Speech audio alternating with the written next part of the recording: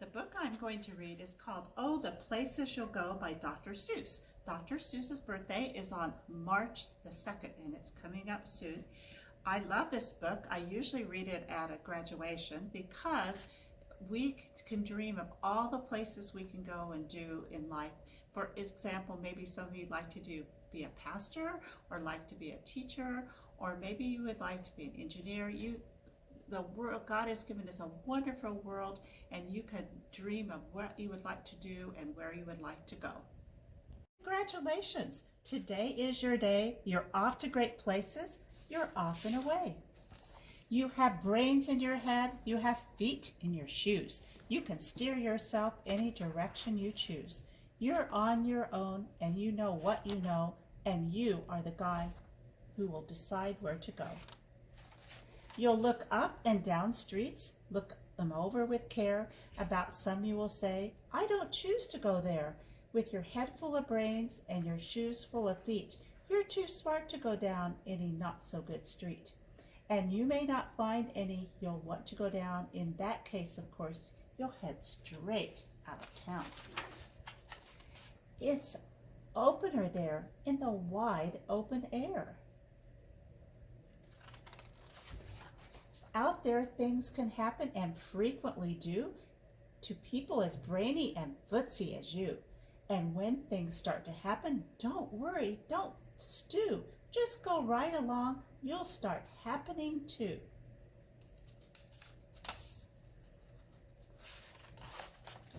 Oh, the places you'll go. You'll be on your way. You'll be seeing great sights. You'll join the high flyers who soar to high heights. You won't lag behind because you'll have the speed. You'll pass the whole gang, and you'll soon take the lead. Wherever you fly, you'll be the best of the best. Wherever you go, you will top all the rest. Except when you don't, because sometimes you won't. I'm sorry to say so, but sadly it's true that bang-ups and hang-ups can happen to you. You can get all hung up in a prickly perch, and your gang will fly on. You'll be left in a lurch. You'll come down from the lurch with an unpleasant bump, and the chances are then that you'll be in a slump. And when you're in a slump, you're not in for much fun. Unslumping yourself, it's not easily done. You'll come to a place where the streets are not marked. Some windows are lighted, but mostly they're dark. And place you could sprain both your elbow and chin. Do you dare to stay out? Do you dare to go in? How much can you lose? How much can you win?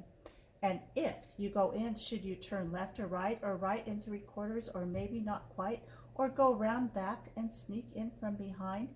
Simple it's not, I'm afraid you'll find, for a mind maker upper to make up his mind.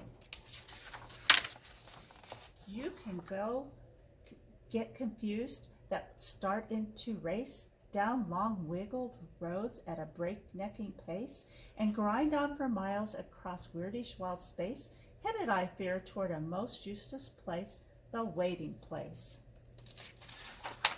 For people just waiting for a train to go, or a bus to come, or a plane to go, or the mail to come, or the rain to go, or the phone to ring, or the snow to snow, or waiting around for yes or no, or waiting for their hair to grow. Everyone's just waiting.